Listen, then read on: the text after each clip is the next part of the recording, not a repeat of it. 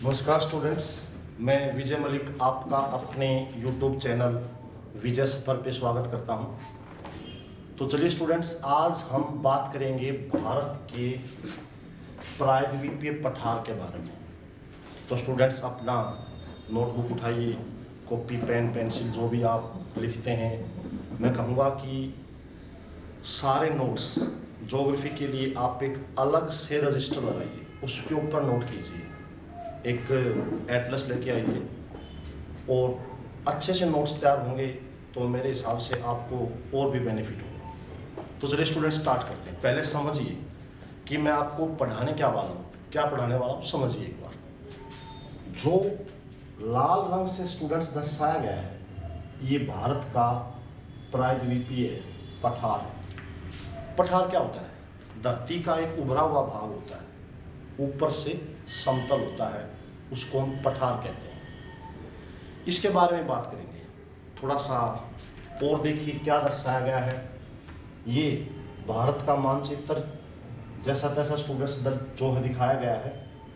यहाँ पे स्टूडेंट्स देखिए अरावली पर्वत श्रृंखला दिखाई गई है, मालवा पठार दिखाया गया है, राजमहल की पहाड़ियाँ थोड़ा विस्तार से बाद में पढ़ेंगे। एक बार आप समझ लीजिए दर्शाया क्या गया है। ये स्टूडेंट्स शिलोंग पठार दिखाया गया है, ये यहाँ पे विंध्याचल पर्वत श्रृंखला दिखाई गई है, सतपुड़ा पर्वत श्रृंखला दिखाई गई है। यहाँ पे देखिए पश्चिमी पहाड़ियाँ और पूर्वी पहाड़ियाँ, और ये प्रायद्वीपीय पठार, इसके बारे में हम आज पढ़ेंगे। इस भारत के भौतिक स्वरूप में स्टूडेंट्स हम क्या पढ़ चुके हैं? हम हिमालय पर्वत के बारे में पढ़ चुके हैं, भारत के प्लेन जो मैदान है उनके बारे में हम पढ़ चुके हैं। इससे आगे जो स्टार्ट होता है वो है भारत का प्रायद्वीपीय पठार। तो स्टूडेंट्स समझिए, जब मैं कहूँ लिखना स्टार्ट कीजिए उस समय आप लिखना स्टार्ट करेंगे। पहले समझिए आपकी पढ़ना क्या है वास्तव में। देखिए ये पठार, भारतीय प्रायद्वीपीय पठार के बारे में आज हम पढ़ेंगे। इससे पहले थोड़ा समझिए, एक विद्वान हुए वेगनर ने स्टूडेंट्स बताया कि पहले धरती के ऊपर ये जितने भी आप महाद्वीप देखते हैं ये बिल्कुल ये पानी का क्षेत्र था, ये पानी का क्षेत्र था। इसके बीच में एक विशाल भूखंड था। इस विशाल भूखंड में क्या हुआ, ये विशाल भूखंड टूट गया। टूटने से क्या हुआ, इसके दो हिस्से हुए। इसके ऊपरी हिस्से को कहा गया आपका अंगारा लैंड, इसके ऊपरी हिस्से को कहा गया अंगारा लैंड, इसके निचले हिस्से को कहा गया गोंडवाना लैंड। कह सकते हैं कि अंगारा लैंड से जो उत्पत्ति हुई, आप यदि मानचित्र उठाएंगे एटलस, तो उत्तरी अमेरिका, आपका एशिया, आपका यूरोप, इसकी उत्पत्ति हुई। गोंडवाना लैंड में स्टूडेंट्स क्या हुआ, दक्षिण America, Antarctica, Bharat, Australia, Africa, इसकी उत्पत्ति हुई। तो स्टूडेंट्स पहला पॉइंट लिखिए कि जो भारत का प्रायद्वीपीय भाग है वो गोंडवाना लैंड का क्षेत्र है। ये गोंडवाना लैंड का क्षेत्र है, ये अफ्रीका से टूटा, अफ्रीका से टूट के, और ये उत्तर जो आपकी दिशा है, उत्तर, दक्षिण, पूर्व और पश्चिम, ये उत्तर पूर्व की तरफ इसने प्रवाह करना शुरू किया। लगभग ये मानिए कि एक साल में 1 सेंटीमीटर। ये प्रक्रिया स्टूडेंट्स हजारों लाखों वर्षों में पूरी हुई। धीरे धीरे ये आगे बढ़ता रहा और इसने भारत का जो मूल क्षेत्र था अंगारा लैंड, उसको इसने टक्कर मारी। टक्कर मारने से स्टूडेंट्स से यहाँ पर इसका जुड़ा होता है, ये यहाँ पे जुड़ जाता है। तो पहला पॉइंट आप लिखेंगे कि जो भारत का प्रायद्वीपीय पठार है वो गोंडवाना लैंड का हिस्सा है। दूसरा पॉइंट लिखेंगे ये अफ्रीका महाद्वीप से टूट के अलग हुआ है। दूसरा पॉइंट लिखेंगे कि ये अफ्रीका महाद्वीप से टूट के अलग हुआ है। तीसरा पॉइंट लिखेंगे कि इसने उत्तर पूर्व के अंदर प्रवाह करना शुरू किया और 1 सेंटीमीटर प्रति ईयर के हिसाब से ये उत्तर पूर्व की तरफ बहा। देखिए स्टूडेंट्स यहाँ पे ये आके जुड़ जाता है। देखिए अगला पॉइंट लिखेंगे, इसके उत्तर में जो है क्या है आपका, इसके उत्तर में ये जो दिखाया गया है ये अरावली पर्वत श्रृंखला है। इसके उत्तर पश्चिम में अरावली पर्वत श्रृंखला है, इसके उत्तर में मालवा पठार, अगला पॉइंट लिखेंगे, इसके उत्तर में मालवा पठार और विंध्याचल पर्वत श्रृंखला है। अगला पॉइंट आप लिखेंगे कि इसके उत्तर पश्चिम में अरावली पर्वत, उत्तर में मालवा पठार और उत्तर में ही विंध्याचल पर्वत श्रृंखला है। अगला पॉइंट लिखेंगे कि इसके उत्तर पूर्व में, यहाँ पे जो दर्शाया गया है, इसके उत्तर पूर्व में जो दर्शाया गया है, ये है स्टूडेंट्स छोटा नागपुर का पठार, जो यहाँ पे दर्शाया गया है। यहाँ पे स्टूडेंट्स दर्शाई गई हैं राजमहल की पहाड़ी, राजमहल की पहाड़ी। यहाँ पे पता है आपको बांग्लादेश है, और बांग्लादेश के पार यहाँ पे स्टूडेंट्स ये पड़ता है शिलोंग पठार, यहाँ पड़ता है शिलोंग पठार। शिलोंग पठार भी आपके प्रायद्वीपीय पठार का हिस्सा है। यहाँ पे इसके पश्चिम में पड़ती हैं पश्चिमी पहाड़ियाँ और पूर्व में पड़ती हैं पूर्वी पहाड़ियाँ। देखिए, बात करते हैं आपके प्रायद्वीपीय पठार की।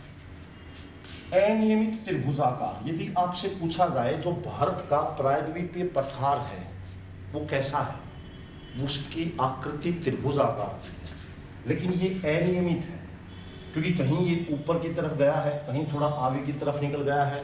तो आप कहेंगे कि जो भारत का पठार है, जो प्रायद्वीपीय पठार है, वो क्या है, वो आपका अनियमित त्रिभुजाकार है। दूसरा पॉइंट लिखेंगे, इसकी ऊंचाई, इसकी औसत ऊंचाई 900 मीटर, 600 मीटर से 900 मीटर के बीच है। जहां हिमालय पर्वत की पहाड़ियों की एवरेज ऊंचाई 8000 मीटर के आसपास है, वहीं आपकी जो प्रायद्वीपीय पठार है उसकी एवरेज ऊंचाई 600 मीटर से लेकर 900 मीटर तक है।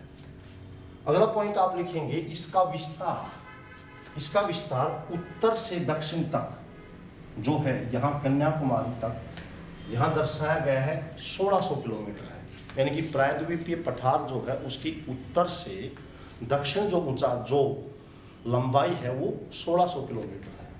पूर्व से पश्चिम तक इसकी लंबाई स्टूडेंट्स दिखाई गई है वो 1400 किलोमीटर है। एक और चीज नोट करने योग्य है, विशेष नोट लिखिए, जो प्रायद्वीपीय पठार का उत्तरी हिस्सा है, इसका जो ढलान है वो उत्तर की तरफ है। प्रायद्वीपीय भारत का जो पठार है, इसका ढलान मतलब नीचे की तरफ जाना, वो उत्तर की तरफ है। इसी कारण से स्टूडेंट्स यहाँ से चंबल और बेतवा जो नदियाँ हैं वो उत्तर की तरफ बहती हैं। देखिए, एक चीज़ मैं आपको बताना चाहूँगा, पानी किस तरह बहता है, नदियाँ किस तरह बहेंगी, जहाँ भूमि की, भूभाग की ढाल होती है। देखिए कैसे, जैसे आपकी यहाँ से सतलुज, जितनी भी 5 नदियाँ बहती हैं वो इस तरह बहती हैं। इसका मतलब जो उत्तरी भारत का ढाल है वो दक्षिण पश्चिम में है। फिर देखिए, इस तरफ नदियाँ गंगा यमुना इस तरह बहती हैं। कह सकते हैं कि जो प्लेन क्षेत्र है उसका जो ढाल है वो आपका दक्षिण पूर्व की तरफ है। अब देखिए, प्रायद्वीपीय भाग का जो उत्तरी भाग है उसका ढाल उत्तर की तरफ है, बाकी प्रायद्वीपीय भारत का जो ढाल है वो दक्षिण पूर्व की तरफ है, दक्षिण पूर्व की तरफ है, क्योंकि यहाँ पे गोदावरी, कृष्णा, कावेरी नदियाँ इस तरफ बहती हैं और बंगाल की खाड़ी के अंदर गिर जाती हैं। 2 एक्सेप्शनल केस हैं स्टूडेंट्स, जैसे कि आपका यहाँ से बहती है आपकी नर्मदा नदी और यहाँ से बहती है आपकी ताप्ती नदी, जो इस तरफ बहती हैं। उसका कारण क्या है?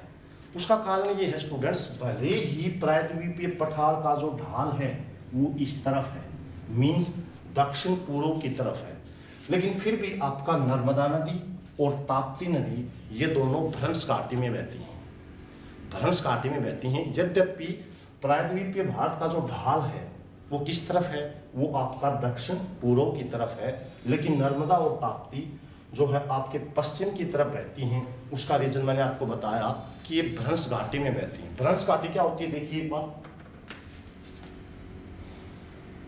देखिए स्टूडेंट्स, भ्रंश घाटी क्या होती है, ये आपका जमीन है। कई बार क्या होता है, प्लेट विवर्तनिका, थोड़ा विस्तार से पढ़ेंगे अगले चैप्टर में, जब विश्व भूगोल पढ़ेंगे, हालांकि पढ़ चुके हैं, कुछ चैप्टर बचते हैं, मैं जोड़ दूंगा जल्द ही। देखिए क्या होता है कि यहाँ से कई बार जमीन नीचे की तरफ धंस जाती है ऐसे। तो यहाँ पे जो देखिए आपका यहाँ पे भूतल है और यहाँ पे भूतल नीचे की तरफ आ गया, जमीन नीचे धंस गई है। तो यहाँ जमीन नीचे धंस जाती है, उसको भ्रंश घाटी कहते हैं। तो आपका नर्मदा जो है वो विंध्याचल पर्वत के नीचे और आपकी ताप्ती सतपुड़ा के नीचे भ्रंश घाटियों के अंदर बहती हैं।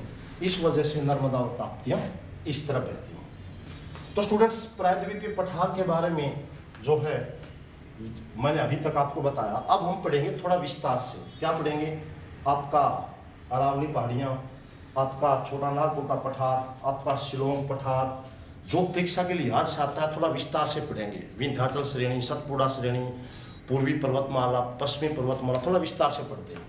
तो ये शुरुआत करते हैं अरावली पहाड़ियों से। देखिए अरावली पहाड़ियाँ यहाँ पे दर्शाई गई है। अरावली पहाड़ियाँ स्टूडेंट्स दिल्ली से गुजरात तक 800 किलोमीटर की लंबाई है, 800 किलोमीटर। यहाँ पे देखिए रेड कलर से त्रिभुज में स्टूडेंट्स दर्शाया गया है, ये है आपका गुरु शिखर। यदि आपसे पूछा जाए कि अरावली पर्वतमाला की सबसे ज्यादा ऊंचाई कौन सी है, तो आप कहेंगे गुरु शिखर। गुरु शिखर 1722 मीटर की ऊंचाई पे है। दूसरा पॉइंट क्या लिखेंगे कि अरावली पर्वतमाला है वो दिल्ली से लेकर गुजरात तक है। तीसरा पॉइंट कि अरावली पर्वत श्रृंखला जो है वो विश्व की सबसे प्राचीन श्रृंखला है। इस काल क्षय हो रही है, धीरे धीरे टूट रही है।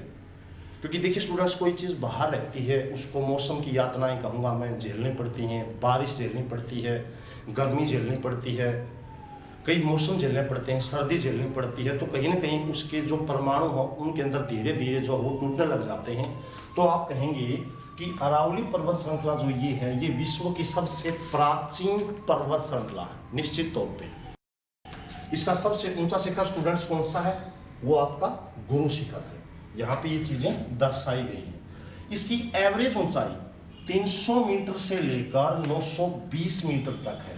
यदि आपसे परीक्षा में पूछा जाए कि अरावली श्रृंखला के बारे में 3 या 4 क्वेश्चन आ सकते हैं कि भारत के प्रायद्वीपीय पठार के उत्तर पूर्व की तरफ क्या लगता है, तो आप कहेंगे कि अरावली पर्वत श्रृंखला।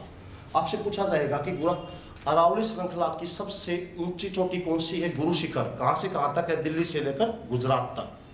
तो स्टूडेंट्स इससे आपसे क्वेश्चन पूछे जा सकते हैं।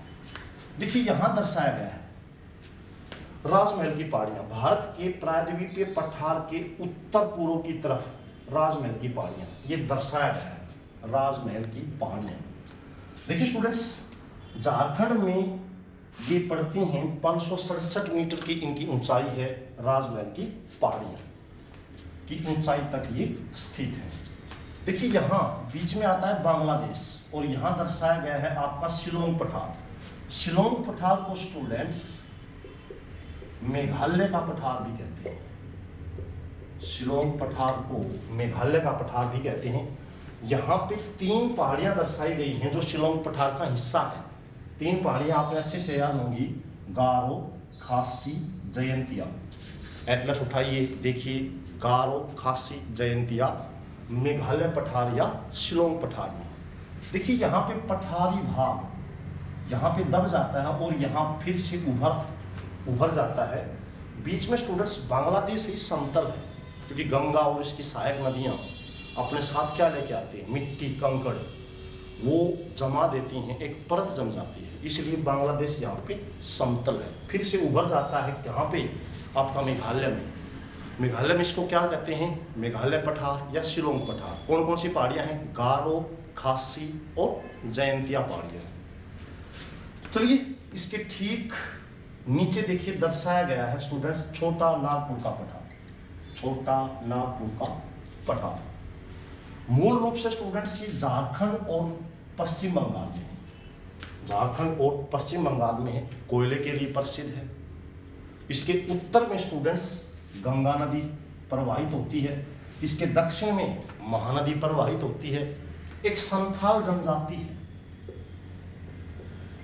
संथाल जनजाति है जो यहाँ पे कृषि करती है आपके छोटा नागपुर के पठार में। थोड़ा बहुत हिस्सा इसका छत्तीसगढ़ में भी है, कुछ हिस्सा इसका उड़ीसा में भी है। एक व्यापक स्थिति है छोटा नागपुर के पठार की, कोयले के लिए प्रसिद्ध है, बहुत ज़्यादा मात्रा में यहाँ कोयला होता है। तो स्टूडेंट्स अपने इस वीडियो में हमने क्या बात की है कि भारत का प्रायद्वीपीय पठार का इतिहास और इसकी विशेषताएं, प्लस हमने क्या बात की है, हमने बात की है आपकी जो है अरावली पर्वत श्रृंखला, राजमहल की पहाड़ियाँ, और हमने बात की है आपका छोटा नागपुर का पठार। अगले वीडियो में स्टूडेंट्स बात करेंगे आपके विंध्याचल पहाड़ियाँ, सतपुड़ा की पहाड़ियाँ, पूर्वी पहाड़ियाँ और पश्चिमी पहाड़ियाँ, और स्टूडेंट्स हमारा भारत का प्रायद्वीपीय भाग पूरा हो जाएगा।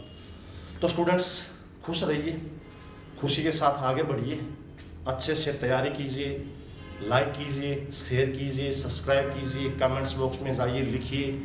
एक और स्टूडेंट्स मेरे से बार बार रिक्वेस्ट करते हैं कि सर आप नदियाँ पढ़ाइए, तो मैं उनको बताना चाहूँगा स्टूडेंट्स 2 या 3 वीडियो इसके बाद में आपका भौतिक स्वरूप कंप्लीट हो जाएगा, और उसके जस्ट बाद आपको भारत की नदियाँ विस्तार से 8 से 10 वीडियो में बिल्कुल अच्छे से आपको पढ़ाई जाएंगी। तो आप पढ़ते रहिए, जो सिलेबस है वो मेरे माइंड में फिक्स है, क्या पढ़ाना है वो फिक्स है, मैं अच्छे से आपको पढ़ाऊँगा। खुश रहिए, जय हिंद, जय भारत।